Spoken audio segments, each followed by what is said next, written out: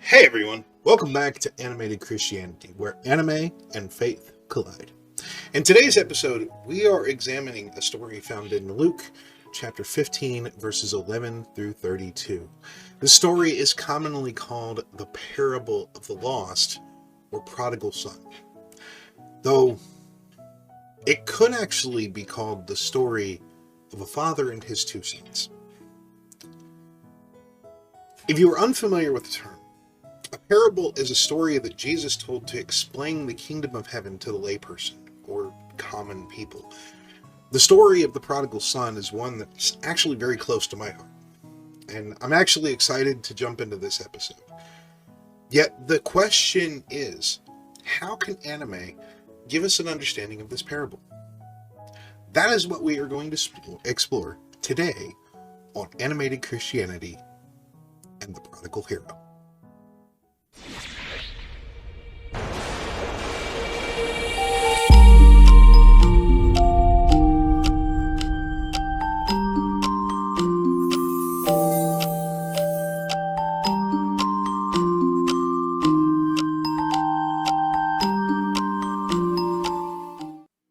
To give you a quick summary, the story of the prodigal son is found in, again, Luke chapter 15, verses 11 through 32. Jesus tells the story of a father with two sons. The younger son comes to his father and asks him for his inheritance earnestly. Then, the younger son leaves his father's home and heads out into the big city. Once there, he wastes everything on reckless living, gambling, and debauchery. Finally, he hits rock bottom, finding himself without money, home, or food, and living in a pigsty. He swallows his pride and decides to return to his father's house, hoping for some kind of mercy, that he might be able to simply work as a servant. When he arrives, however, his father welcomes him with open arms and a celebration. This welcoming of the younger brother, however, causes the older brother, who has remained faithful all this time, to become angry and jealous that his father gave his brother this big celebration, that he forgave him in the first place. The father, however, goes to the older brother and he explains, "Son, you've had everything that I've always had. You only had to ask. But you see, I thought your younger brother was dead. Yet he has come back to me alive." Now, if we compare that to our characters in My Hero Academia, we can see at first glance that Bakugo's pride and Deku's humility seem to be complete polar opposites. But in many ways, these attitudes resemble the attitudes of the two sons in our parable. Bakugo starts out with an attitude much like the older brother. He's always seen himself as superior because he has put in the work to control and improve his work. And he's always looked down on others, especially Deku, which Bakugo gave him the nickname Worthless Deku, or Worthless Suzuku, because he didn't have a quirk. Much like the older brother in the parable, Bakugo struggles with this sense of pride and entitlement. He can't stand the idea that Deku, once a quirkless loser, could ever rival him. And it's this sense of pride that actually isolates him emotionally from the other students in Class 1A, just like the older brother's jealousy distanced him from his father's love. Then, of course, there's Deku, who gives us this great representation of the younger son, crawling back in humility. He started out with nothing to offer. He was quirkless, powerless, and constantly being told that he was worthless. Through his humility, he accepts the help of his teachers and his fellow classmates, and he begins a journey of growth and maturity until he learns to master the power that was given to him by All Might. When All Might bestows One for All on Deku, it's almost like that moment in the parable where the father welcomes his wayward son back. Deku isn't entitled to this power. He didn't earn it through birthright or pride, but rather is through his humility and his willingness to serve. All Might sees this, and like the father in the parable, understands Deku's heart and his potential. He loves him not for his strength, but for his strength of character. Now, let's talk about All Might and how he gives us this great representation of the Father from our parable. Like the Father in our parable, All Might extends grace and love to both of the boys, even when they don't deserve it. Just like the Father loves the younger son in his brokenness and the older son in his anger, All Might never gives up on Bakugo despite his pride, and he never stops supporting Deku despite his initial weakness.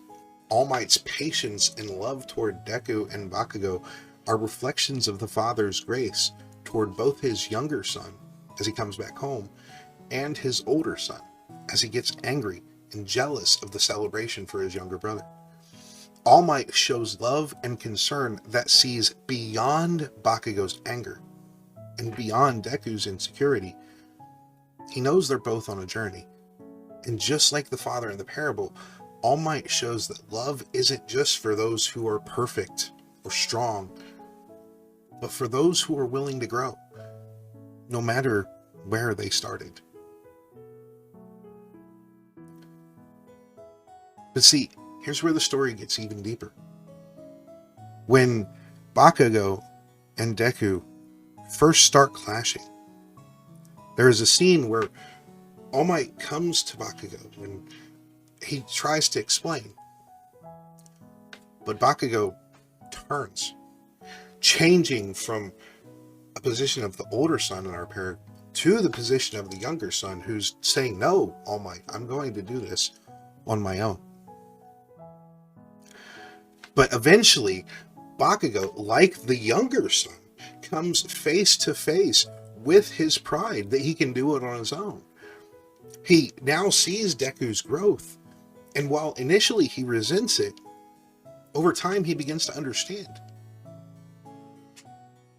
This in both ways mirror the younger son and the older son.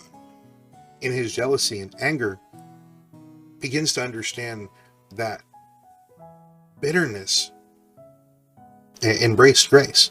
And Bakugo does exactly that. One of the most powerful moments in the series of My Hero Academia is Bakugo's redemption moment. We see Bakugo literally put his life on the line in order to protect Deku and the future of One for All. This act of sacrifice shows us that Bakugo is finally beginning to understand what it means to put others first, echoing that same journey of reconciliation and redemption that Jesus talks about in the parable of the Prodigal Son. In the end, both sons, the proud and the humble, have a place in the Father's heart. And the same is true in My Hero Academia. Both Deku and Bakugo are loved and guided by All Might, not because they're perfect, but because they are his students and he believes in them. So in the end, what's the takeaway? The story of the Prodigal Son reminds us that no matter how far we stray, or how much pride we carry, God's love and grace are always available. Come to me, all ye who are weary and heavy laden, Jesus says, and take my burden upon you, for my yoke is easy and my burden is light. One way we can look at this is the yoke is not just for one person to wear. It is to branch two oxen together. Jesus says, come, follow me. Walk with me, and I will help you through these trials in life.